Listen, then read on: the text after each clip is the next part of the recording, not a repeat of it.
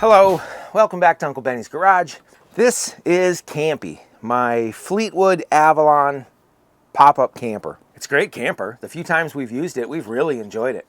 It tows easy, it sets up easy, there's a ton of space in here. We love it. So of course, I took it apart to repair and fix it up, and then never got around to fixing it up. So here it sits. Going to the Overland Expo a few weeks ago has really rejuvenated my interest in getting this thing back together so we can use it, whether it's a night, whether it's a weekend. You know, maybe we take a little trip. The project I want to get into today involves the beds. They slide out, right? And when they're out, there's bars that come down and lock in to support them while you're on the bed. Those are having some problems. They bind, they jam, they're hard to wiggle around, and the reason is they've been bent over the years, mostly before I even owned this thing. They've been frustrating all along. The brackets themselves are bent and pulled down. They're twisted a little bit, and the little pin that the bars slide on is missing some bushings on all four of them. Sounds simple, sounds easy. Geez, this whole thing should take better part of an afternoon, tops. All right, first thing we got to do is get these things off and get them apart so we can see what we're dealing with. Let's get into it.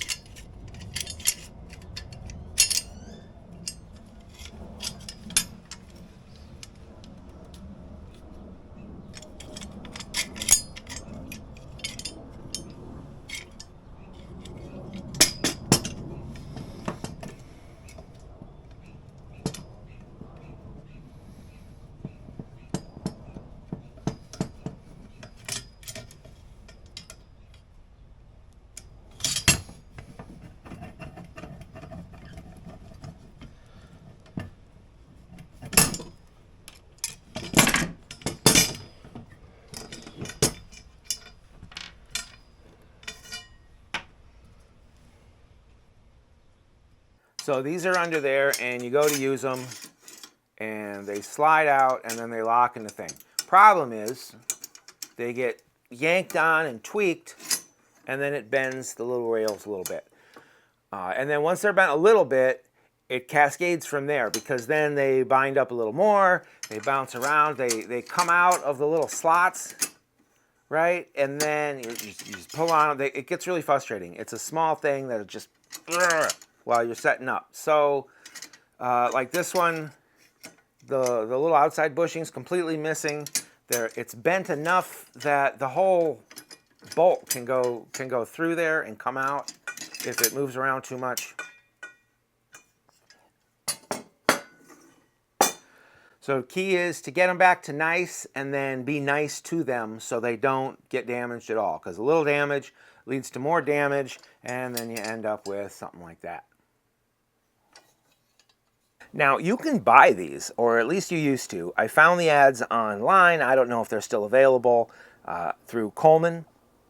You can buy the pole and the whole assembly for $125. That's each.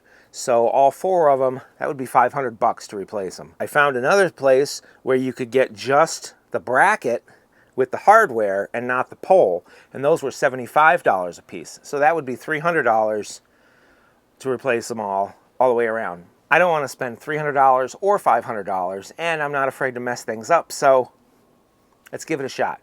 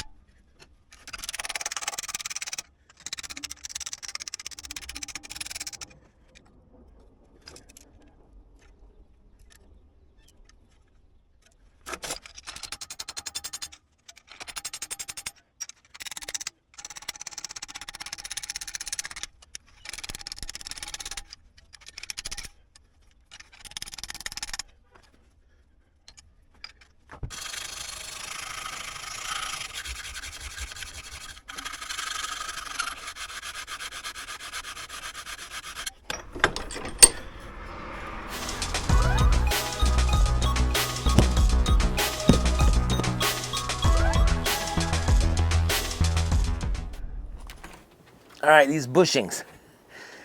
Probably 100 different ways to make them. I could turn them on the lathe. I could just grind them out of a little chunk of something. I could make them out of hard plastic. I could make them out of metal. Because we want to keep this repair simple, we're just going to go 3D print them. To the printer! It did take me a couple of tries, a little trial and error, a little R&D time to dial them in to where I really wanted to use them. All right, let's go through the evolution of these little spacers. We'll space out for a bit.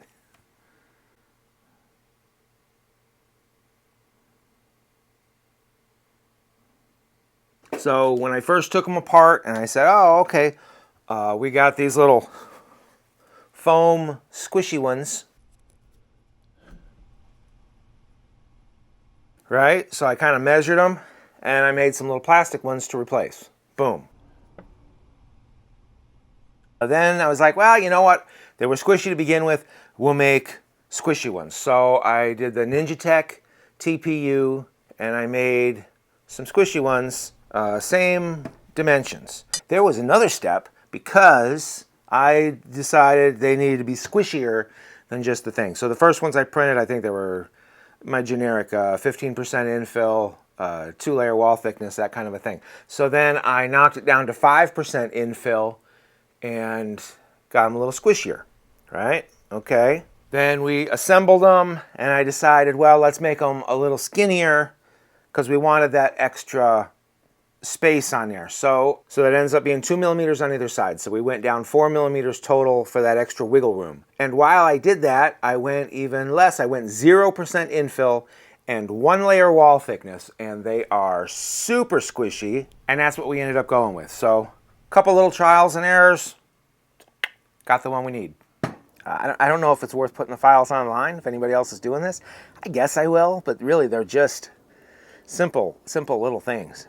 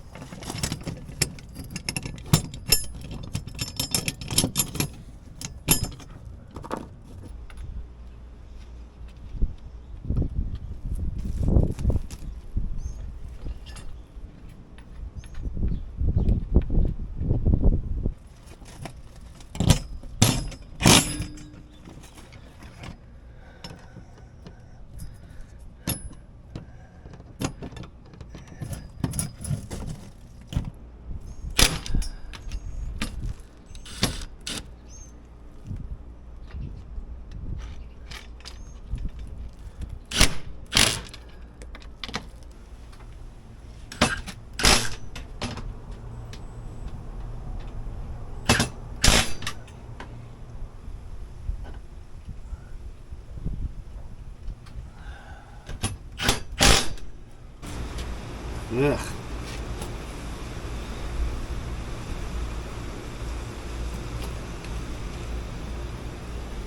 You see that? So these little things are on the nuts on there, and bottom part goes on the nut, and then you screw it down, and then with that under it, there's these little covers that snap down over the top. But I messed these up because I had to squeeze them with the pliers in order to hold the nut, because there's no room inside of them to put a socket or a wrench or anything in there. So I don't know, they're supposed to be disposable or replace them. Who knows?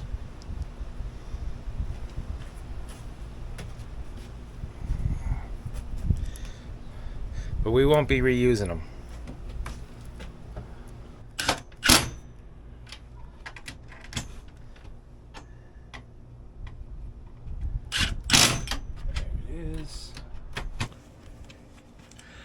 I just put these things on backwards. The little release tabs are supposed to be on the outside. They bend down on the inside, and when you fold the pole up to put it away, they get in the way. I don't know what I was thinking. They go out. Yeah, of course, they lock on the inside. All right, I got to redo that. But also, while I got to redo that, I think I got a solution for the screws that stick up. Okay, so we can't use the little Campy caps from before because I mangled them up. But we can't leave them without either, because the little screw heads, the little ends of the screws are going to stick up in there and tear up the bottom of the mattress, make little bumps. So here's what we did. We made a little top, and it's got an opening where it sits down around the nut, and then it's got a hole in it that's threaded, and it's just going to go down on the, you know, the thing. We'll measure it all out so it sits nice and flush, gets the most threads on there. Yeah. Back to the printer. So Tinkercad has a thread generator on it. So I Google, what are the dimensions of a 1024 screw? I put them in what I thought was correct, and I ended up with this long, skinny, weird threaded hole. I don't know. I'm trying to learn it, but I'm slow. So just to get this done, I go on Prusa Printables.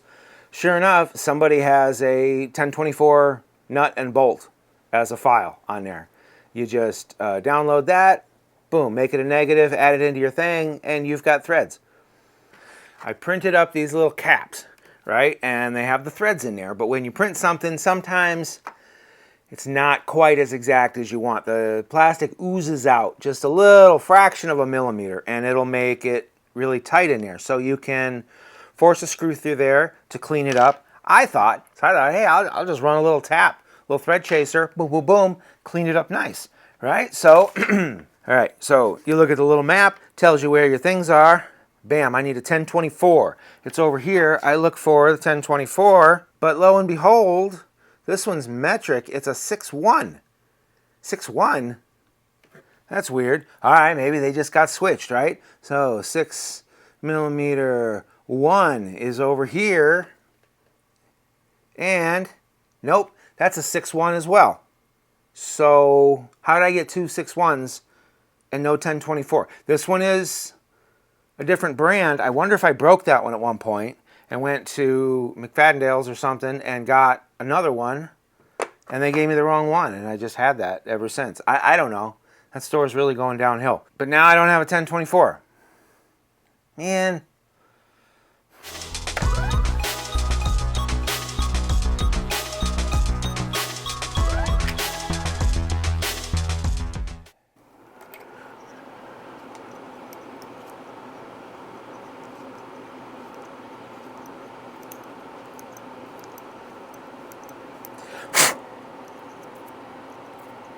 All right, let's see how these go on. Put them on, thread them down. Oh, they're tightened down nice. Right there, right there.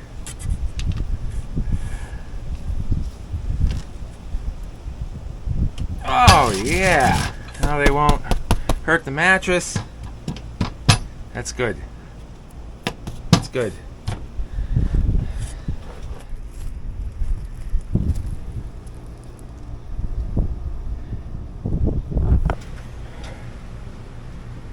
calling me. Mikey's calling me. Mikey. Hello? All right, Mikey's doing great, in case you were wondering. Hi, Mikey. There it is. Bam. Let's do the other side.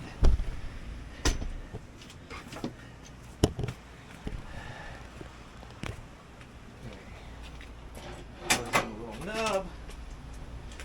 Just lift up until it clicks in. There we have it. And so you can see, because it slides straight, the washers stay where they're supposed to, bushings stay where they're supposed to. Both of the steel bushings are hitting where they're supposed to. Nice. And the bed's solid. Yes.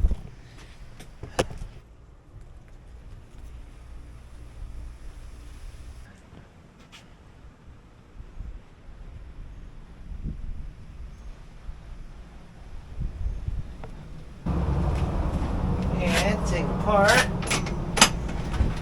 Hit the tab. Bring it up. You put it in its thing.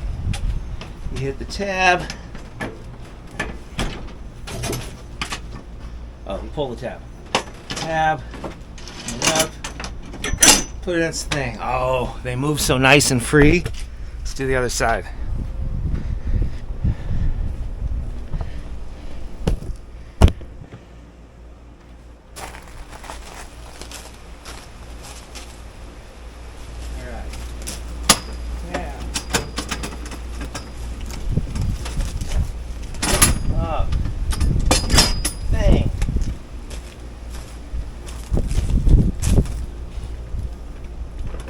Tab. Up.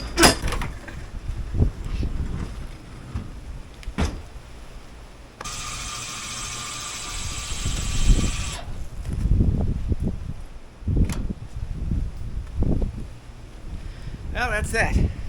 It's a small project, but you know, when you got these small projects on your head, you're just like, man, I gotta get these done. I gotta get these done. It's still so satisfying to finally complete them. There's one more thing checked off the checklist for the camper. I'm happy with it. It's going to be a lot less frustrating to open and close now. They work a lot better. I don't got to worry about them. They're nice and solid. Hey, thanks for stopping by. Thanks for watching. If you feel like it, give us a like. Subscribe if you'd like to see more. Subscribe if you'd like to see more. Whew, these guys need some water. So warm. Where was I? Oh yeah, give us a like, give us a subscribe. And come on back. Now, here, something. Thanks again. Cheers.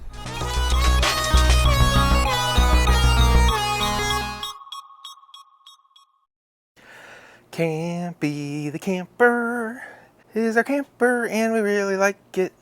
But it needs some love, so give me a shove and I'll get around to fixing it.